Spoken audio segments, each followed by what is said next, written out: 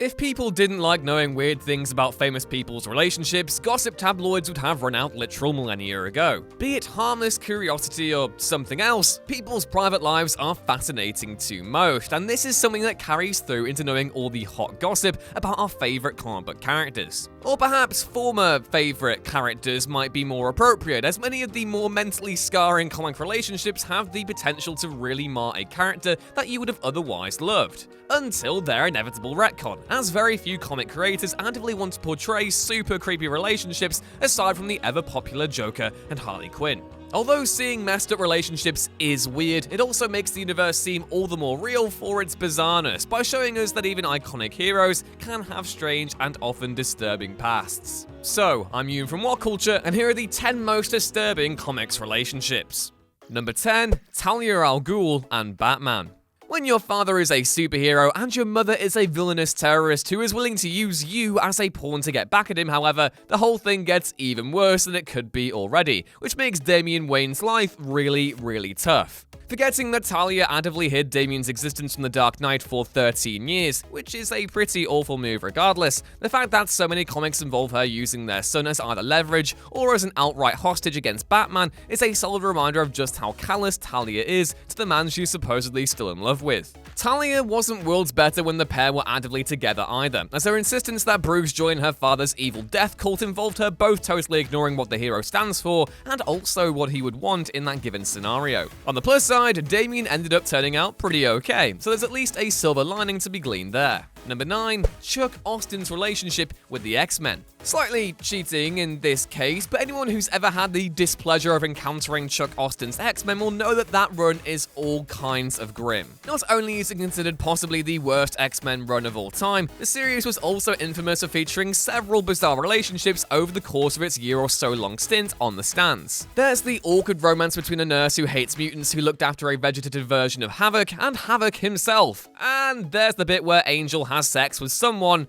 in the air right in front of their family. Now, it's a flex, sure, but it's also all kinds of messed up, which kind of fittingly sums up all of the run now that I think about it. Number 8, Reed Richards and Susan Storm. In a suitably infamous moment, the panel of Mr. Fantastic slapping his wife is a pretty good symbol of their sketchy relationship. While the slap was ironically a quasi-justifiable action, as Sue was under mind control and needed to hate Reed to break out of it, the fact is that there are a series of other ways to accomplish this instead of, you know, immediately deciding to slap your supposedly beloved wife. Worse than this, though, is something more difficult to document in the way that Reed treats his wife all the time. Sue is seldom updated on his often dangerous plans, which wouldn't necessarily be a big deal if not for the fact they often place the lives of Reed, Sue, and their children at risk, and Sue tends to only discover this when her husband decides it suits him. Being a married couple who are also superheroes is a scenario that would never be easy, but Mr. Fantastic's passion for science often leaves him neglecting, if not outright endangering, his spouse and family, which isn't really okay, even if they are Marvel's first ever group. Number 7, Harley Quinn and the Joker.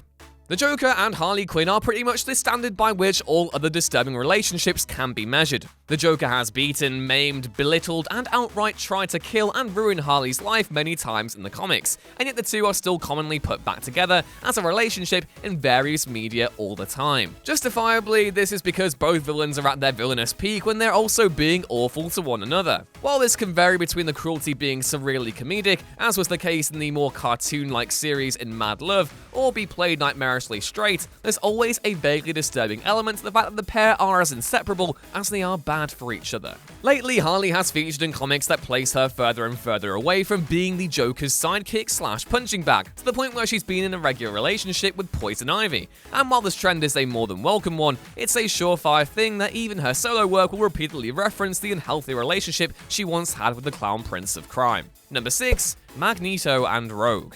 While, mercifully, Rogue is an adult during her relationship with Magneto, that doesn't stop their tryst from being entirely weird on several different levels. As someone with a pretty paternal role in Anna Marie's life, it seems completely morally corrupt, and also super gross that at no point does Magneto appear to consider how sketchy it is to have a relationship with a woman he taught practically from childhood, to the extent that he actually proposes to her in the X-Men Legacy series. It's more than a little surprising that none of the X-Men ever refer to how dazzlingly creepy it is that one of their oldest teachers and occasional enemies totally has a thing with one of his ex-students. That said, the 1963 X-Men comic suggested that Charles Xavier was in love with Jean Grey, so maybe Magneto just hasn't gotten the rewrite he so sorely deserves. Number 5. Hank Pym and Janet Van Dyne. There are a few moments that have ruined a character for such a long time as Yellow Jacket, better known as Hank Pym, than his decision to backhand his wife during her attempts to console him after being kicked out of the Avengers. It received widespread fan backlash and led to continued hate for the character that carried pretty much up until the release of the MCU Ant-Man films and related series come 30 years later. Even then, the character required a total revamp, as few people were comfortable buying a comic starring or featuring such a controversial figure. While hardcore fans still argue that the panel was not initially intended to show Hank purposefully and forcefully slapping Janet, as the writer intended for Hank to accidentally shove or slap her while turning to face her, the fact is it still did happen on panel, and so put a pretty sour note on the two's relationship for a long time thereafter. Number 4. Tarantula and Dick Grayson. Pretty much every single comic with Tarantula in serves to further prove that Tarantula isn't a hero, because anyone who does so much genuinely terrible stuff cannot feasibly be placed under such a title. For anyone unconvinced, Nightwing number 93 covers Tarantula's murder of Blockbuster, and her subsequent sexual assault of a traumatized Dick Grayson. While Nightwing doesn't stop her from the murder, this is only because Blockbuster is literally at that moment telling him that he will never stop killing his loved ones. Realizing he has broken his moral code, Nightwing breaks down, running to the roof while clearly having a full-scale panic attack. Not only does Tarantula fail to even attempt to help him, she takes this moment to become the worst human ever and decides to try and have sex with him while he mumbles apologies and requests for her to stop touching him. Although Tarantula is absolute garbage, her character does serve to emphasize an important point, that even the good guys and people tasked with helping people can do some genuinely awful things. Number 3. Slade and Tara. The subject of Slade's indescribably questionable relationship with the Teen Titans mole Tara has been the subject of much controversy and fan misery for some time. While canonically there has always been an unsavory element to the pair's interactions, writers vary between making this explicitly sexual or merely a case of the villain blackmailing the girl into betraying the Titans, so it's icky no matter how you look at it. While it seemed for some time like this disturbing relationship would be written out of existence, Deathstroke number 27 features Tara going through the exact same relationship as she had prior with the man. Only she's 16, which apparently makes everything totally okay, despite the fact it forcefully reminds us of the whole terrible past the two share. Given that DC appeared to be warming towards the idea of Deathstroke being slightly more heroic, it would probably be wise for this whole sordid affair to perhaps disappear from history, and ideally never be talked about ever again. Number 2. Purple Man and Melanie Kilgrave.